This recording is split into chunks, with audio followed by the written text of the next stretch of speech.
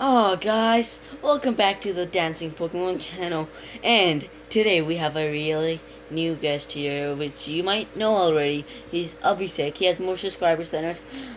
But without further ado, we'll get right into the video, and I'll be right back. Okay guys, I'm back again, and Kishar's here too, and Abhishek's here. And without further ado, we'll get right into the video. Wait, pause the video. Fine. So guys, this is what I was gonna say. So it says 3 mystery riddles, right? So we're gonna see who gets the most highest points, and you guys get to dare us what to do, but not inappropriate stuff, okay guys? But This is a kid-friendly channel. Yeah, and just Plus we're kids. Yeah, and just normal dares, like Except for killing. Don't make us... Like the ice cream falling in the road. Yeah, that's normal. Okay, Bro, let's you're get that on gross? to this video. Guy. Okay, let's see this. One spring day, the local police Spring. station got an emergency call from a woman in distress. Officers immediately hopped into their cruisers and sped off to the rescue, sirens ablaze. As they were approaching the house, they heard a woman's voice from inside scream, "Hey, please, don't do it!" Then, a shot was fired, followed by a dead silence. When the police rushed into the house, they saw a plumber, a firefighter, and a lawyer standing near the woman's lifeless body. Okay, yeah. It didn't take the cops any time at all to cuff the firefighter. If none of the suspects had name patches on, how did the officers know it was him? You have 20 seconds to figure out what gave the firefighter away.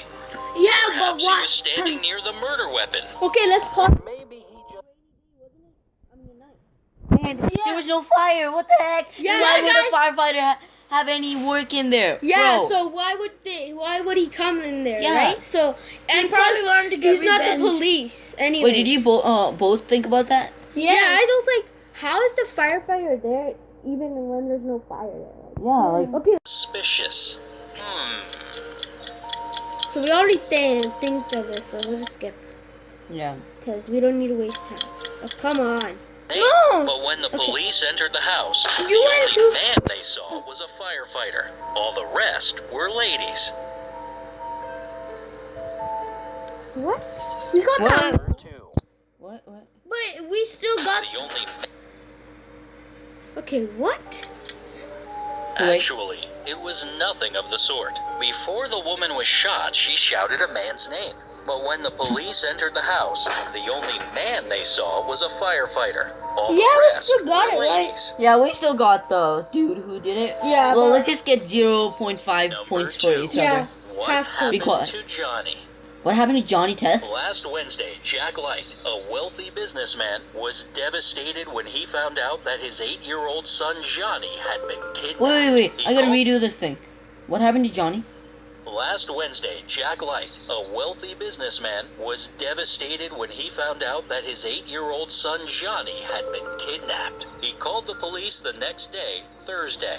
When the detectives arrived, he was met by Jack Light himself and his 20-year-old son, James. When asked why they didn't call the police as soon as the boy went missing, it was James who explained what had happened. He said that the day before he'd gotten a phone call from the kidnappers, who warned the family not to call the police.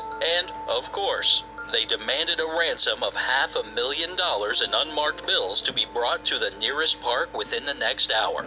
Mr. Light collected the money into a briefcase without hesitation, and James went to the park to deliver it. When he was halfway to the meeting point, he heard footsteps quickly come up from behind him. He was then hit on the head and fell to the ground. Thankfully, James wasn't knocked unconscious, so he managed to see the guy running away from him with the briefcase in his hand. James said that the attacker was a redhead wearing blue jeans and a dark green V-neck sweater. With this information, the police rushed off and actually found 2 potential suspects matching the description James had given. Interestingly enough, both guys tried to run from the police when they were stopped. The first suspect said that he fled because he was afraid of getting in trouble for the taser he had on him for protection. given that this weapon was a violation of local stun gun laws. The second suspect was a homeless guy that ran because he thought he was in trouble for panhandling. The next day, the detective came back to Mr. Light's residence with good news. He informed the worried father that although they hadn't found the briefcase and the money, they did know who the kidnapper was. Do you know who the detective had in mind? You've got 20 seconds to I decide. kind of think it was the daddiest typist. I don't know. I think it was suspect too. Yeah, like homeless guy. Yeah. I think. Hopefully it is.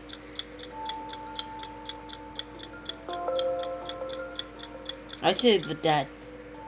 It was James. Yeah, baby. He had described said the brother. kidnapper as Oh, wearing yeah. a He V-neck said sweater. dad. Oh, But yeah, I how forgot. could he know that if the guy was running away from him and he only saw the back of his attacker? He James was was still here. obviously lying, albeit very detailed and convincing. Oh well, 1 point for him. I mean, Yes. 1.5. Number 3. Who's the criminal? So yeah, guys, this is the part 1. If you guys want to see part 2, make sure to leave a like and subscribe to our channel. See you guys later. See you guys on the next episode. Peace.